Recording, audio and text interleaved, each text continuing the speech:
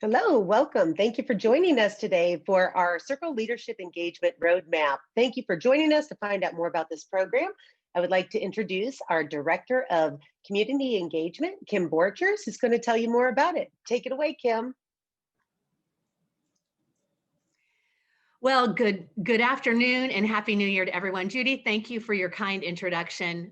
Ladies, I am so excited to be with you. I guess probably because I'm a little bit of a nerd about this. I'm a nerd about community engagement, civic engagement, because I know one of the best places that women are effective is where they live. And so thank you for joining us today. Let me just say that when we began this project a year ago, and I was thinking about it, when we placed CLER in the incubator, no one ever thought of a pandemic and how that would impact not only our country, but the world. And I also believe that there's a silver lining in this pandemic. And part of that is our ability to recognize the ways that we can make a difference where we live. And really, that's what CLER is all about. So when we put this program together, we pulled in a lot of programming that came from other people. You know, we're a nonprofit, but we put it into a program that is manageable and in bite size so that you can fit it into your busy schedule. And I'm delighted today to share this platform with members of our beta class. These women really stood out to me when we went through the program, and it was through their feedback that they went through it and shared with us what they thought we should change, what they really liked. And I'm eager to share some questions with them and get their answers. And I'm looking forward to this short amount of time that I have with you today. So let's add to our panel here, and we'll pop them up. I think we're going, this is what happens with technology, right? So we've got Lindsay Hanna, I've got Jamie Locke, Carrie McCormick, Nancy Matheson, and Vasavi Chawla. And so let's just start. Each of the ladies are going to share a little bit about themselves, where they're from, what their vocation is, and how long they've been involved in the policy circle. Lindsay, I'll start with you. Okay, I will go first. Hello, everyone. My name is Lindsay Hanna, and I currently serve as the Director of Corporate Investment for Greater Fort Wayne, Inc. We are from Fort Wayne, Indiana, and it has just been an amazing journey. I served recently, I just switched positions, and I was the Director of Development for Habitat for Humanity of Greater Fort Wayne. And so my role right now is just working with all of our community leaders here in Fort Wayne, and just there's a lot of expansion and growth in Fort Wayne, and just working with them on investing in economic development and our business community. And how long have you been with the Policy Circle? Oh gosh, Policy Circle. Within the first year, I joined as a co-leader. So I've been way from the beginning. Yeah. No tiptoeing in. You did a deep dive. Right. Yes. That's great. Jamie, share us a little bit about yourself. I'm Jamie, and I actually co-lead the Fort Wayne Policy Circle with Lindsay. My day job is I work for a dental society and also dental education foundation. I'm also part of the Indiana State Leadership Council and the Experience Committee for the Policy Circle. And Lindsay actually kind of brought me into the Policy Circle. I started in 2018, and we've been going pretty strong since then. That's awesome. Carrie? Yes, thank you. I'm Carrie McCormick. I live in Nashville, Tennessee. In my previous work lives, I've been an advertising media planner. I have been a brand manager. I'm currently a student studying to be a paralegal. And I co-founded the first policy circle in the state of Tennessee with a neighbor and a business school friend. So 2 years now, I think, is our duration of having a footprint in Tennessee. That's awesome. Nancy? Hi, I'm Nancy Matheson. I've been a circle leader with the Policy Circle for about 4 years in Illinois. Currently, I'm co-chair of the Illinois State Leadership Council for Policy Circle, and I chair the Expansion Committee, and our goal is just to increase the number of circles in the state of Illinois. Beside that, I'm currently an elected precinct committeeman in the state of Illinois, Lake County, And our job as elected precinct committee people is just to get out the vote during campaign season. So that's what I'm involved in. That's awesome. And Vasavi? Hi, good afternoon. My name is Vasavi Chaka. I'm a mother, wife, and also a 23 years old experienced IT professional. And now I'm a small business owner, and I'm running for Naperville City Council in upcoming election in April 6th on 2021.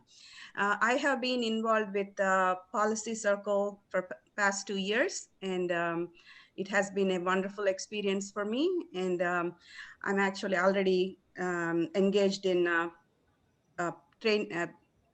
empowering a lot of women in get into civic engagement. That's awesome. Thank you so much. And so ladies, as each of these women have introduced themselves, they come from different backgrounds and they're living in different parts of the country. And that's one of the things that I love about the Policy Circle is the networking side of it. So ladies, we're going to act like we're actually in the living room together. And I'm going to throw some questions out to you. And we'll just kind of do this round robin. I mean, for some of these, it'll hit you more. And if you want to input, please do that. So Vasavi, I'm going to ask you, what were you most surprised by from your participation in the beta and really the program? Okay, it was an eye-opening experience for me in the context of American civic education. As you know, I'm an immigrant from India. I came to the United States in my early 20s. I had only basic knowledge about this nation's history and government, but being a part of CLER program, I was really surprised that there are so many layers to this country, how this great nation was made. And the Declaration of Independence, Constitution, Bill of Rights, American citizenship, all levels of government, starting with importance of local government and federal government. Everything was a surprise element for me because it gave me an opportunity to deep dive into the making of this great nation. I love that. Lindsay, how about yourself? Yes, I mean, I have to echo what Vasavi had mentioned as well of just the complexity and the thought. And I mean, just the amount of foundational knowledge that went into building our country is just, it was surprising. And I do have to say, I mean, the time commitment was a bit of a surprise. And specifically with the 101 Constitution.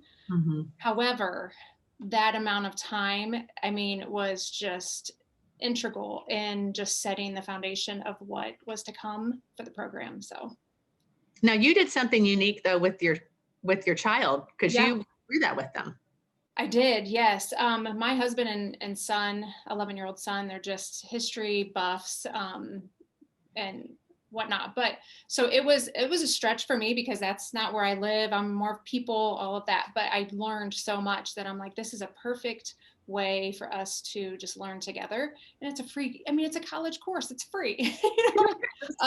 So yeah, it was a cool experience for sure. Awesome. Thank you. Nancy, how about yourself? Sure. One of our assignments in CLER was to attend a public meeting, a city council, county meeting. And I was surprised how worthwhile that was. And for example, I spend time in Scottsdale, so I attended a Scottsdale City Council meeting. And Scottsdale is a town that's growing quickly. So you have the developers at the meeting and you have neighbors at the meeting and you have the council listening to both sides of the story. And I realized some of these stories were on streets I drove by all the time. So it was quite an enlightening experience. And I realized that anybody can go to those meetings, either in person or on Zoom. Mm-hmm. And when you go to those meetings, you can kind of picture yourself being a city council person. So this is something I was always available to me. I've never really done this before. And I think it was extremely worthwhile. So thank you for putting that in the curriculum. It was great. That's great. Jamie, how about yourself? Yeah, just kind of sharing how the lessons were legit lessons. Sometimes when you log in or try to join a little course like this, sometimes it's just check the box. This was not that at all. And I really appreciated that.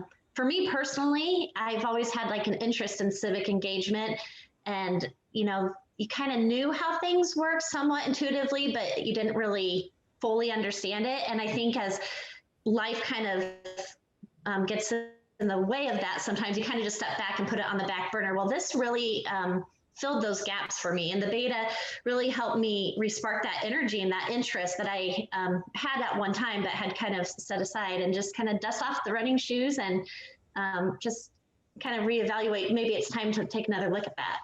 Love that. Carrie, how about you? I would love to echo what everyone else has said, because I absolutely agree. My note that I made to myself was, I was surprised by how much I needed to learn. I thought I was doing pretty well. But for example, one of the exercises was to list all of the elected offices in my community, in my city, in my state. And though I've voted for every office in every election, I apparently hadn't paid very much attention. And now I know how many people are serving and what they're actually doing, and what opportunities are out there. So I really thought that was a worthwhile project. That's great. Thank you, ladies, for sharing those tidbits there. You know, Lindsay, you hit on something. You said time commitment. So I will tell you, one of the things I loved about the beta, you can put something together. We listened to you because you guys are busy women. So we modified, we pulled some things in, we changed the timing. You'll be happy to know that the Constitution 101 has a whole month just focused on Constitution 101. So we heard you. That's awesome.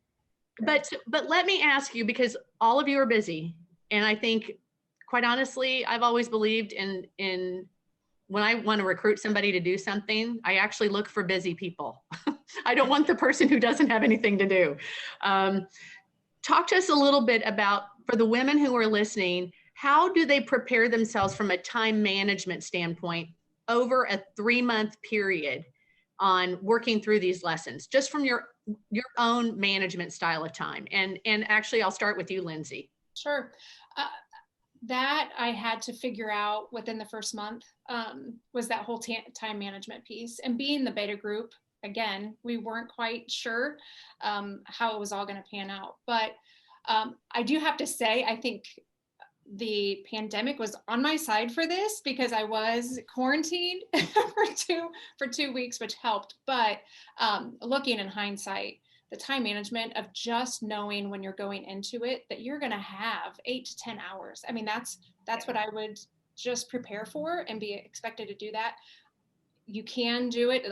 I'm another beta cohort person had done on a weekend. Okay, I'm going to schedule a whole weekend, and this is going to be my homework. You know, for myself, I did it when the kids went to bed. A mother of 4 kids, along with juggling everything else, that was my downtime, you know, a couple hours a week doing it that way. And one of the things I will tell you, ladies, we added time to each of the projects.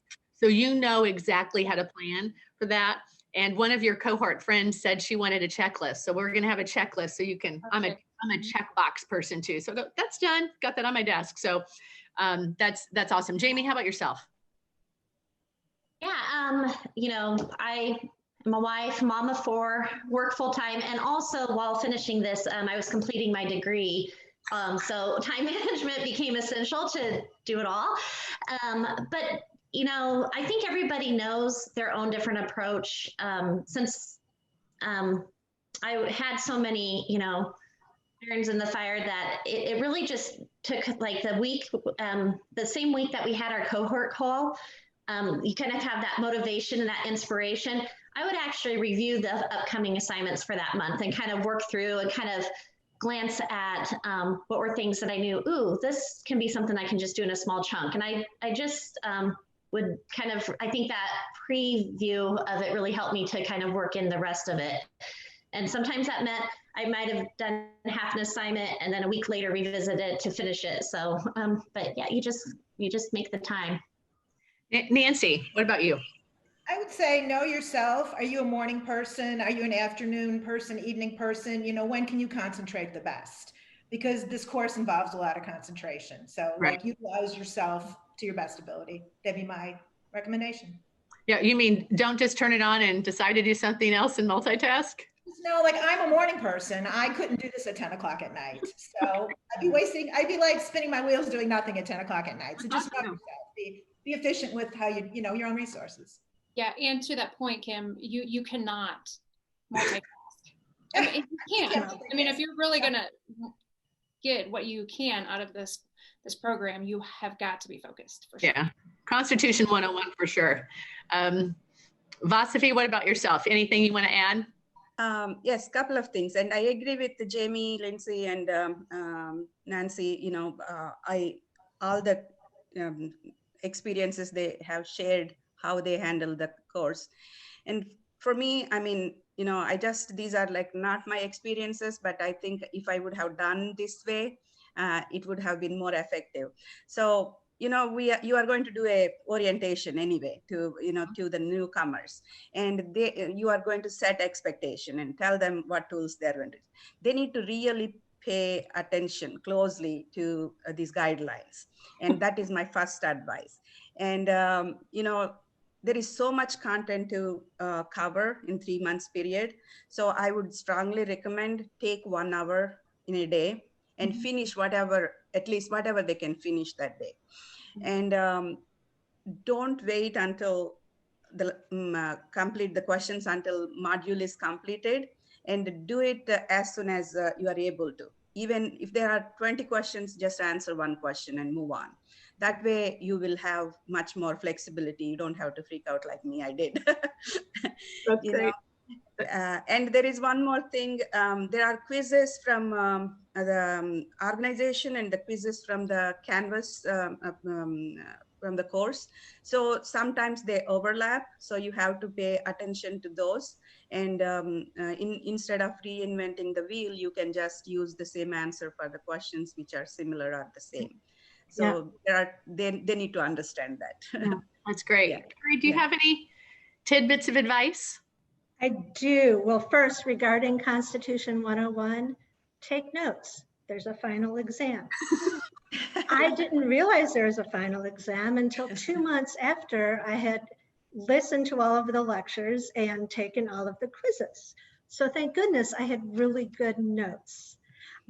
Secondly, I would recommend that people read through the entire content at the beginning, paying special attention to when you will need other people. For example, there's an exercise where you are to attend a city council meeting. I would recommend pulling up their calendar, syncing it with yours. Make sure that you can fit that in. I did not do this and time ran out. Right. So I would recommend planning things out ahead of time, especially when you need other people and other organizations. And I'll tell you what I love about you ladies is, first of all, this is why we do a beta. And facilitator is going to take full responsibility about not telling you. And I actually think I told you about the quiz. This is where Vasavi's like, pay attention to what Kim says at the very beginning. But and you know what, like I've said, we've listened to you and we've tweaked some of that. We've pulled some of that and condensed some of it as well. We might turn some of it into a 2.0 course because there's a lot that we tried to put into 3 months. Let me ask you this question. Was there an activity that forced you out of your comfort zone? And if so, what was it? Nancy? I keep thinking back to the public meetings, and probably because I work on elections, you had a exercise in contacting your state election board, and I had no idea I could do that. You know, and I spoke to a commissioner on the phone, and he asked me a lot of questions, like why I was asking so many questions, but it was very empowering because these election boards are crucial in our state. So that was very empowering and pushed me a little bit out of my comfort zone. It was a good thing. He probably thought you were wanting his job. That's why you're. I really do. I think he thought I was a reporter, but I wasn't. That's awesome. Anybody, Jamie, anything stand out for you? Yeah, in the state engagement course, there's an assignment and you review the state platforms of at least 2 political parties and provide like the policy differences for that. And that challenged me in a different way because it really forced me to investigate my beliefs. And, you know, sometimes we just naturally align to something and it could just be we grew up in an environment and but that really forced me to discern and read through it, and also to look at the, an opposing view and policies through their lens and consider their perspective, which was kind of foreign to me. As it really challenged me in a good way, that unsettledness, okay, I know for sure why they might approach this subject if this is the lens that we were looking through. So that for me was challenging just internally. Yeah, I love that. Carrie, how about yourself? Yeah, I would agree with Jamie on that one. But one thing that I thought of was we were asked to write first a letter to the editor, and that part, sure, but then to also write an opinion column. And I guess probably since I was forced to in high school, I haven't done anything quite like that. Mm-hmm. And I decided to write mine about volunteering with the elderly, which is something I've been doing and have done, but I hadn't really thought of encouraging others to do it as well. And so it was a very good exercise, and I would be more open to trying to publish some of these things now that I've become more comfortable actually doing the writing. That's excellent. Thank you. Lindsay, how about yourself? Yeah. In regards to that, I just have to say, a couple weeks ago, I opened up our newspaper, our local newspaper, and there was an article in there from Jamie. So yeah, it's been pretty cool to see both her and I have some op-eds in the paper. But mine is pretty elementary. No. I have not been in school or college in so long. So even just the Canvas platform, I feel that for me, it took some getting used to. I didn't really know how to use it. And I literally had to ask my niece, who's currently in college, and she showed me kind of how to use that. And it's just such a powerful tool. So it was really neat that you use that platform. And I feel kind of empowered, kind of young again. So yeah, no, that's great. And I love that perspective, because I think these are all learning tools, no matter what they are. So thank you. That was a great perspective. Vasavi, what about yourself? Anything that forced you out of your comfort zone? Most of the activities I do it anyway, because that is my second nature, to interact with people and all that. As Carrie and Jamie, Lindsay shared, writing about this opinion piece and letter to the editor. Since my English is my second language, I have struggled to put things in the right perspective, the way people can understand. I think these exercises are pushed me out of my comfort zone. I was just using that lay back attitude with this stuff, but this actually made, wake up and smell the coffee and do this right now. So that was a great experience. Yes. Awesome. So this question is because all of you are engaged in some way. I mean, one of the things I like about CLER is that I think no matter what you're doing in your season, no matter what level, we're lifelong learners. And one of the things, I think there are things that even some of you who are very engaged, you learn something that you didn't know about. So what will you do now that you weren't doing before CLER? And I'm going to give that one to Nancy. Yes, I had to acknowledge I really am an activist, and I'm going to continue doing that. So that's the bottom line for me. No, you're going to work on one particular project. You told me there was something because of this. You're like, I'm going to focus on a particular. I really want to work on election integrity. I'm just losing my mind over what's going on here. And I think I'm going to work on this for a while. Awesome. There's a lot to be done. Thank you. Thank you. I've got some good ideas for that. So we can talk later about that. Jamie, how about yourself? Yeah, the whole process of being appointed to boards and commissions was something that was kind of, I don't know, just so vague, and just that assumption of if you just know who you know, you kind of get in. But there is a process if you're stepping into that. And I think that was something I took the time both locally and through our state, and even there's an avenue with our congressman that kind of be considered for some of these boards and commissions. And so I have started the legwork, and it was interesting, actually, just before I got on this call, 3 years ago when I worked for Habitat for Humanity, I kind of put feelers out to kind of be on like the Housing Development Commission for our local area.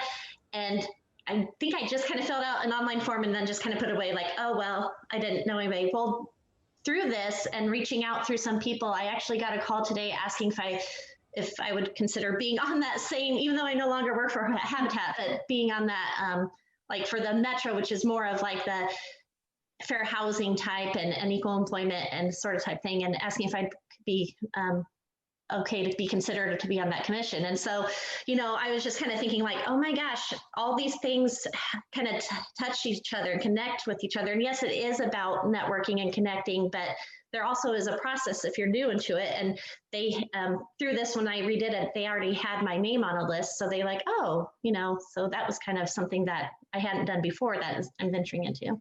That's awesome. That's great. Lindsay, how about you? Yes, I think along with the other ladies, already so active, connected with elected officials, but one of the pieces that I want to do moving forward is start attending the council meetings, whether it's county council, city council, and so that I'm committing that to myself for 2021 as we move forward to just get more engaged in that. I love that. Vasavi, how about you? Yeah, going by Lindsay, what she said, attending the city council meetings. If I get elected, I don't have to be making that a goal. I have to attend each meeting. Anyway, you know, I'm very active and connected at the state level and national level women empowerment groups, in politically active groups.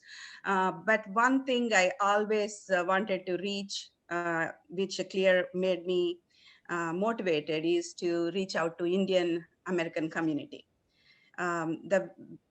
Our community does so much, but you know, they don't get engaged in the civic engagement. They think when they volunteer or just be in the PTA, they think that is all the extension to the civic engagement. Recently, I have given a talk on civic engagement to 150 people in California. And they had no clue what includes in the, you know, what is involved in the civic engagement. And they were so excited and they wanted to join, you know, policy circle. And so I'm going to do one more workshop for them to make them understand what policy circle is about. And that is my goal for 2021. That's awesome. Carrie, what about you? What are you going to be doing differently that you didn't do before?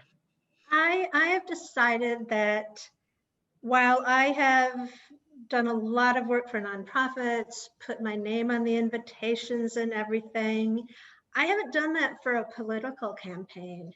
And I haven't really even worked on one beyond just putting a sign in our yard. So I think I'm going to jump in, and I don't know, become a treasurer or somehow somebody who really is committed and expected to put in real time and all the time, not just, oh, sure, I've got an hour today, but to be on the line. I love that. Thank you so much. All right. So here's the big question, everybody. And for all of our friends who have joined us, why do you think women should make joining the CLER part of their goals for 2021? And Carrie, I'm going to start with you since you're still on the screen for me. All right. Well, you'll be better off for it. You'll learn so much. It has helped me to become a stronger advocate, a more informed community member, more inclined to become involved at a deeper level, at a higher level. I feel that our neighborhoods and schools and cities and our nation, it's so important. I agree with the whole goals of the policy circle for women, especially to be informed and be active and be knowledgeable. And this course really, I think, is a fabulous place to start. Excellent. I love that. Jamie, Yeah, well, why should these busy ladies add one more thing to their plate? Well, if 2020 and the political climate and everything crazy that happened last year was not motivation enough for you, I just think, just as a member of the policy circle, this is a great program that will help you navigate and take time to kind of put and apply what you're already learning about and these policies that you're reading and these key issues and how you can apply that to your community. And it's the next best step, I feel, that you get and that you have to maximize your membership as a policy circle member. I just think this is just a great resource that kind of elevates your experience that much further. Awesome. That's great. Lindsay, how about you? There's honestly no better time than now. Again, I mean, 2021 is the time for women to stand up, and we know how to talk across the aisles. And I've always heard that women, the difference between men and women is men will just get in, say, yes, I'll do this, and then not really understand or know. They just learn as they go. Women, they want to be educated. They want to know before they commit to anything. And this is the perfect way to just be educated, to learn the processes, to get involved. And I mean, a 3-month commitment can be just, I mean, the investment can go on for a lifetime. And I mean, also to be able to empower one another. I mean, just here in this small group, but you have a larger group that you're a part of, and you're meeting women from across the nation. You have new contacts. I can go on and on, but the time is now. I love that. Vasavi, why now? Yes, I have a lot to share on this point. One of the things all my life I have seen, when you are talking about politics or policies as a woman, you are not taken very seriously when you are talking about any of the political stuff. And especially when you are just sitting with women and they are not interested at all. Like, you know, then I slowly noticed they are not educated enough to engage themselves in those discussions. Once I understood that, then, you know, I encourage women to be part of a policy circle, because this is a neutral platform. You don't have to express your divided opinions on this, and you can be educated wholly, you know, holistically on the policies and the government, and that will give you a new perspective how to reach out the other side of the aisle and work for the common issues. And that is one step. And being in the CLER program, it definitely helps you to be a civic leader in your community.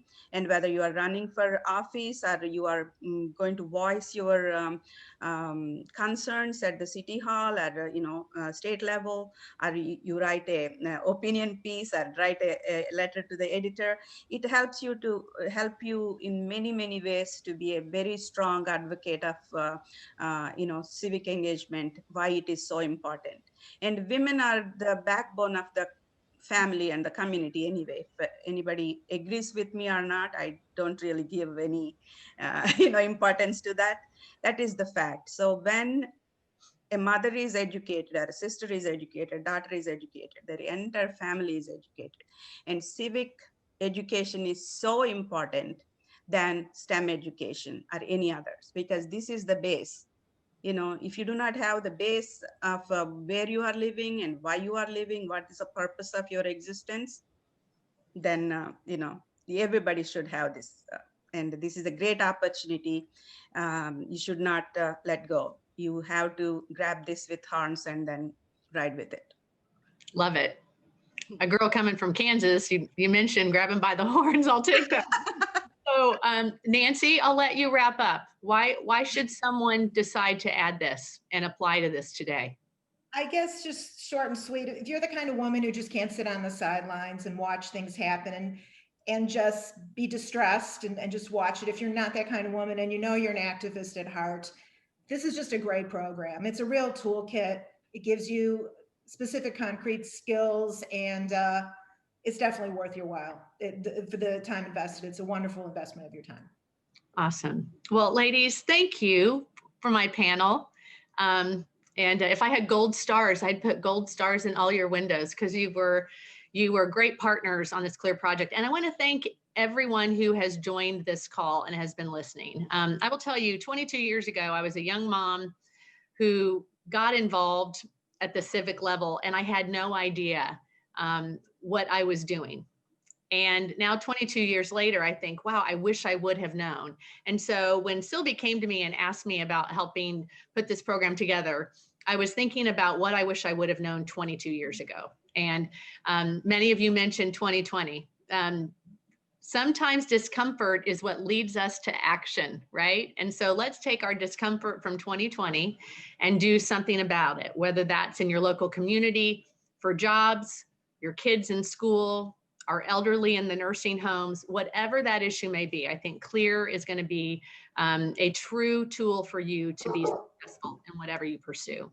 So I want to thank everyone again. Thank you for participating. And I think, Maddie, you might put a slide up. So ladies who are interested, you can take a look at our website. We're going to follow up this call today with an email to you with this information as well. And please apply to the program.